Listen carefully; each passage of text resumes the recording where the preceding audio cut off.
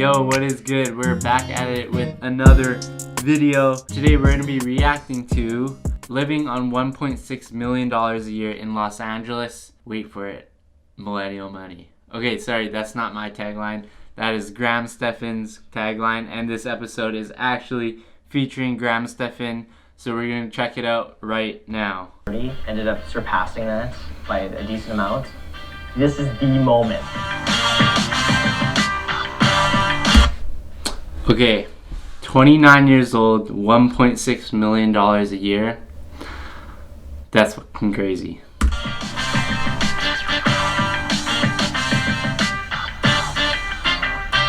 My name is Graham Stephan. I'm 29 years old. I make $1.6 million per year and live in Los Angeles, California. And welcome to, wait for it, Millennial Money.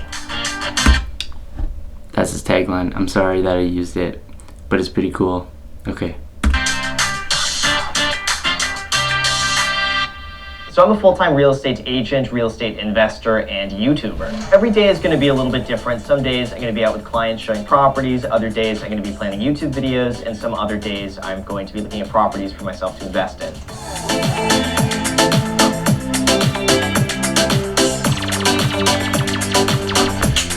My mortgage is just over $2,800 a month. The market value of the other unit next to me is about $2,500 a month. Then between the equity I get and the tax write-ups from using the garage as my office, it basically works out to be a free place for me to live. That is smart. I'm gonna do that one day, hopefully.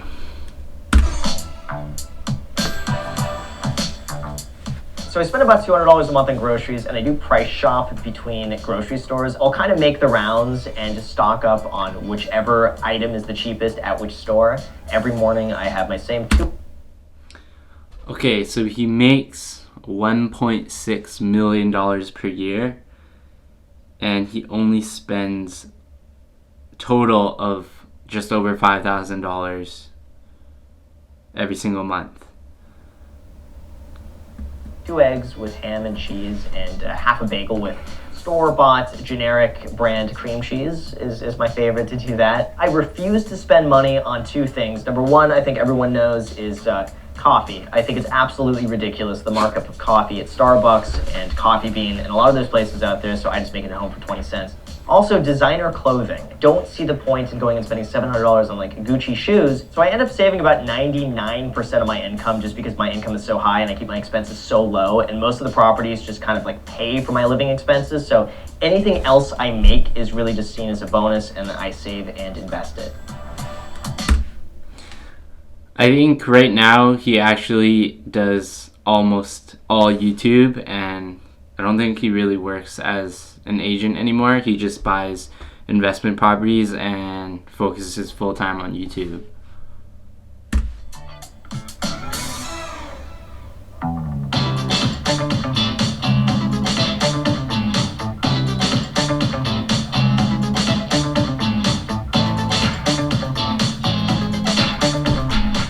So I got into real estate basically as soon as I turned 18 years old because I had no other options. I didn't get into college. I had really bad grades in high school, and I saw getting my real estate license honestly as a way where I could just get 1 year of work experience and then reapplying to colleges. But it turned out to be a career I really love. So part of the reason why I decided to get into real estate. So one of the reasons why I decided to get into real estate is because of Graham. I watched a bunch of his videos, his older videos when he was still working basically full-time as a realtor, and seeing his success, it really brought a lot of confidence, and just seeing someone do it really gave me a lot of motivation. So thank you, Graham. I ended up living with my dad for the first few years. I moved out in my early 20s, and that was when I bought another property. The first property I bought was when I was 21 years old. It was a short sale for $59,500 in San Bernardino. It was a foreclosure that was being sold by the bank. And at the time, I had been saving up as a real estate agent, basically using all of my commissions, just putting it in a savings account. I bought that property in cash. It actually appraised and was refinanced for like $260,000.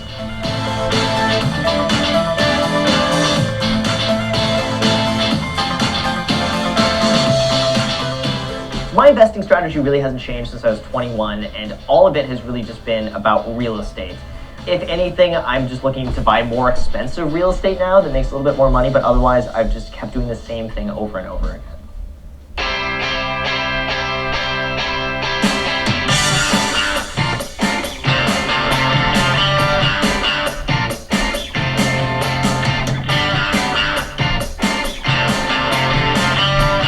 I had no idea that anyone would actually watch me, and I had no idea that I can actually make any money doing this, so I started... That's basically me right now. No one's watching this. It really just with the intention of having fun. I'd always wanted to do it, but I also felt like, who would want to watch me?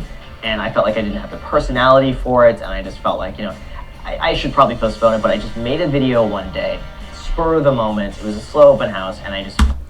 He's literally basically saying what I'm doing right now. Like, I have no personality whatsoever, but we're working on it.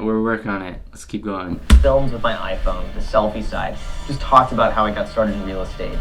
And that was such a fun experience. And I remember that video getting like 9 or 10 views and just being like, oh my God, like 9 people have seen this video.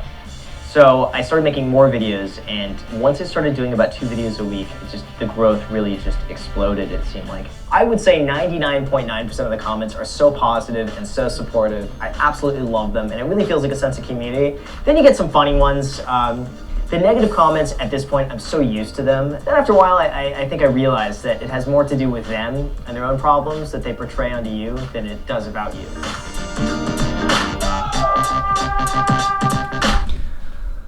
$100,000 a month in YouTube related income. That's crazy. That is actually crazy. So that basically means he's making almost all his income from just YouTube. So right now, probably like 85% of my income is affiliated with YouTube in some way or 85%. For another, and then the remaining 15% is through real estate sales or real estate investments. So since I've always been self-employed, I've never had a formal like 401k, but I do have a SEP 401k. I've thrown some money in there at the end of the year, just if it's left over, just as a hedge, but... Okay, so from this chart, you can clearly see 50% of his income, of his monthly income, is from his main YouTube channel, and then I think he sells courses, which is the Teachable, so around $28,000. His second YouTube channel, almost $10,000. Real estate commissions, only $8,000, and then the rest is affiliates and sponsors, and then rental income. Then as far as savings are concerned, I always like to keep about $20,000 to $30,000 in one of my checking accounts just to cover anything that could come up in the short term or to draw from if I have any expenses that come up. But other than that, all of my other money is spread out through several high... I bet that's actually fake money. That's totally a Graham thing to do. He would never have this much money just out here. This is he probably bought fake money just to make this video. But other than that, all of my other money is spread out through several high interest savings accounts.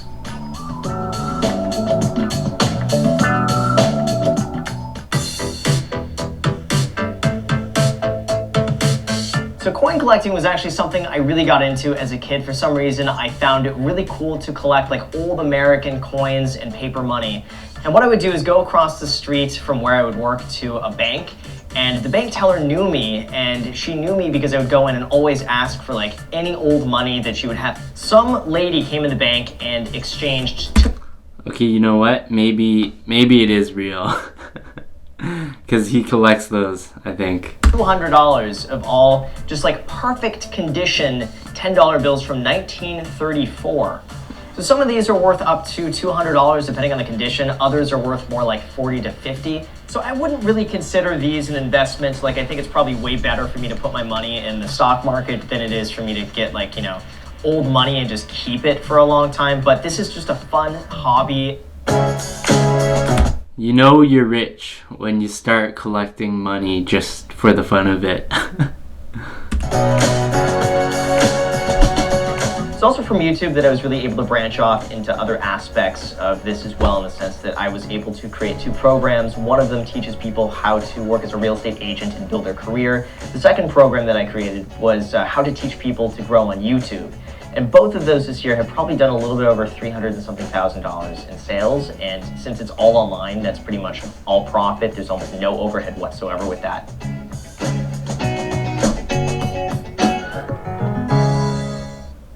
That's a Chromebook. That's a Chromebook. That's a Chromebook. That's a Chromebook. Switch to Chromebook. Where there's love, there's family. Ritz.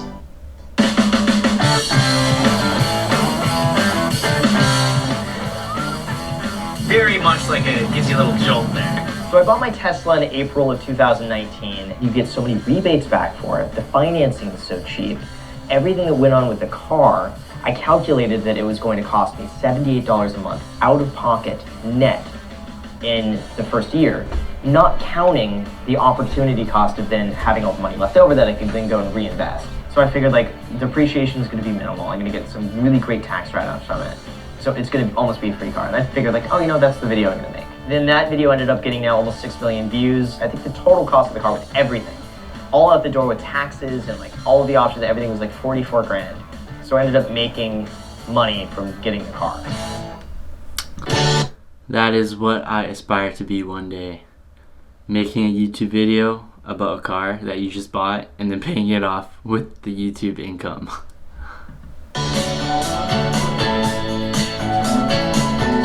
Well, I think we only lost like 2 or 3 pasta noodles, so I think we did pretty good. So I have an amazing girlfriend, and her and I share a lot of the same values in terms of saving and spending money, and I find it fun that she is just as frugal as I am, so we can have a great time trying to figure out like where is the best happy hour spot and like how we could save a little bit more money doing this. And she's the one too that's also very encouraging of like, we don't have to go out tonight to happy hour sushi. She doesn't sound like that, by the way, but she encourages me to like, you know, we could go cook food at home, or instead of going out to see a movie, we could just pop something on Netflix. So one of the things we actually do when we go out is we will end up just splitting a meal, because usually I'm not hungry enough to eat the entire thing myself, and neither is she. So we can basically get food for 2 by paying for 1. It's really cool to have someone in your life like that who I see as just being an equal on every single level with the same mindset. I wish I could eat less food, but that's just not me. And I don't think I can save money on food. And yeah, but I guess that's one of the perks of not having a big diet.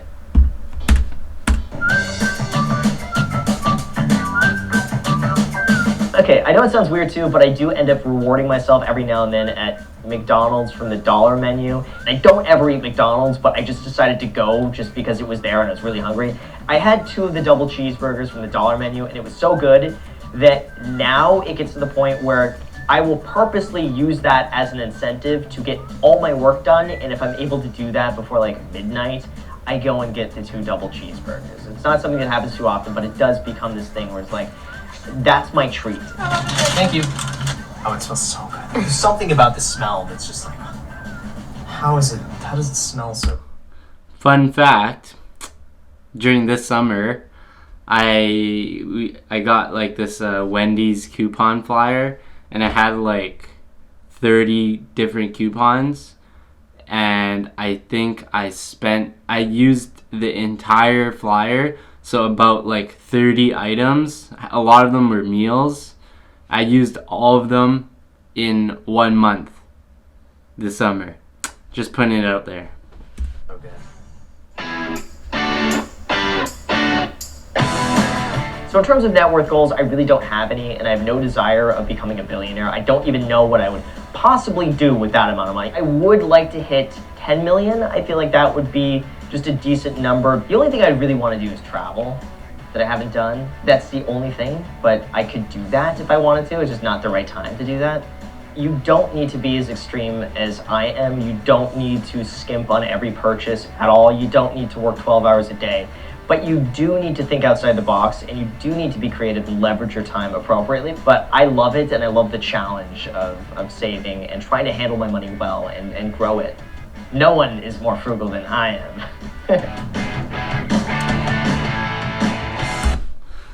And that wraps up the review of living on $1.6 million a year in Los Angeles, Graham Stephan.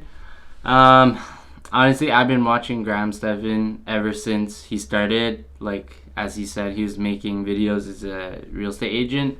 I found him maybe about 2 years ago when he started. And yeah, I've been watching him and following him ever since. And it's crazy to see how he's able to grow his channel so fast. He's at over 2.5 million subscribers now. And he just started as a real estate agent at 18 years old. And it's just crazy to see how fast success can come like this. With that being said, thank you guys for watching the video. Hope you guys enjoyed it. We'll try to make videos like this more often if you guys like it. But thank you guys. We'll see you in the next one.